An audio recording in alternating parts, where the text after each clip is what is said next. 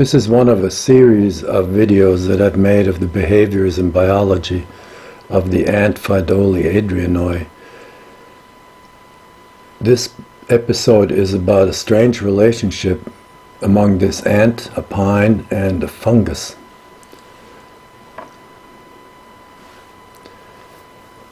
Pheidole adrianoi is a very tiny ant of the longleaf pine forest. The nest openings are extremely difficult to find, often looking like just gaps between sand grains. But you can follow foragers back to the nest opening and find them anyway.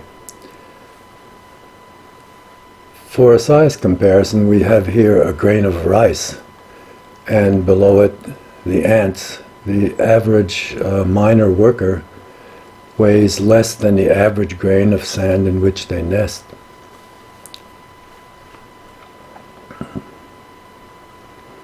In spite of the small size, the ants build rather large nests, 30 to 75 centimeters deep, with 3 to 6 chambers or so.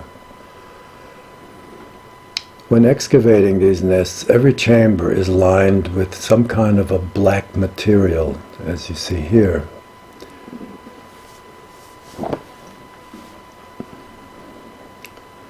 The black material seems to bind the chamber walls into an integral unit that can be picked up and handled, as you see here.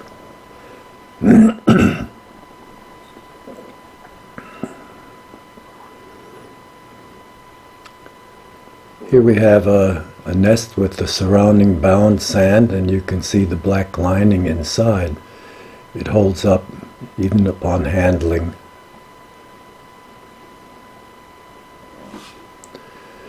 Scraping the wall of these nest chambers shows that the grains of sand are bound together by some kind of fiber, some kind of fibrous material. An edge view of a chamber shows the dark lining on the right and the fibers that bind the sand together. Colonies collect hundreds to thousands of small egg-shaped objects, seen here in detail. I identified these eventually as the sclerotia, that is the resting stage of a fungus that's symbiotic with pine roots. Here we have a worker to scale with the sclerotia. Pines are unusual among plants. Most plants absorb water and nutrients through root hairs, but pine roots lack root hairs and have bare rootlets. So the rootlets form a symbiosis with a fungus that provides the pine with water and nutrients in exchange for carbohydrates. Here you see a rootlet with the mycelia penetrating between the cells of the pine rootlet. And here is a rootlet with multiple mycelia and some forming sclerotia. Sclerotia will germinate if placed on nutrient agar.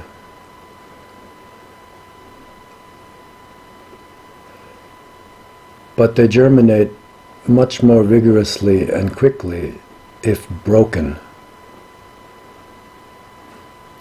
Here we see the mycelia made visible by staining with a stain that fluoresces blue under ultraviolet light.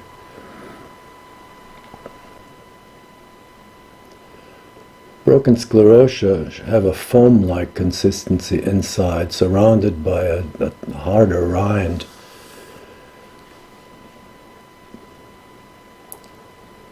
Staining with stain for mycelia shows that the foam contains mycelial tissue.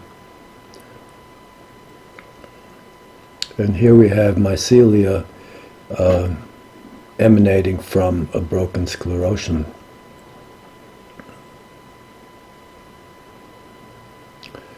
So the question remains, are the ants actually collecting and breaking sclerotia to make them germinate? To test this possibility, I marked sclerotia with red or green fluorescent printer's ink and offered these marked sclerotia to a laboratory colony.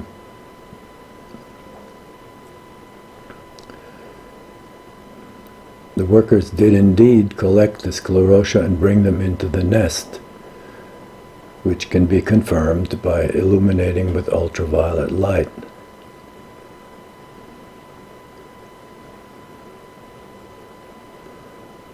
Moreover, they broke the sclerotia into pieces and packed these pieces into the floors and walls of the chambers, where again their presence could be confirmed with ultraviolet light. So altogether, this evidence tells the following story.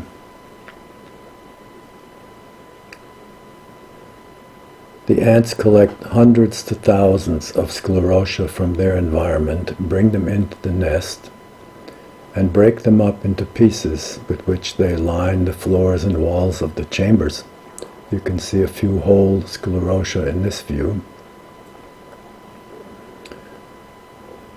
The sclerotia dutifully sprout mycelia, and the mycelia penetrate the surrounding sand and bind it into a fabric-like structure.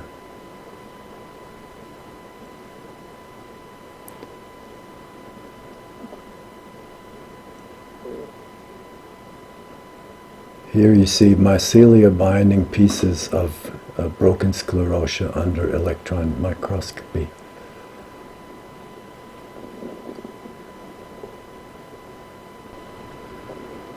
The outcome of all this is that the sand surrounding the lined chambers becomes bound together into a stable unit.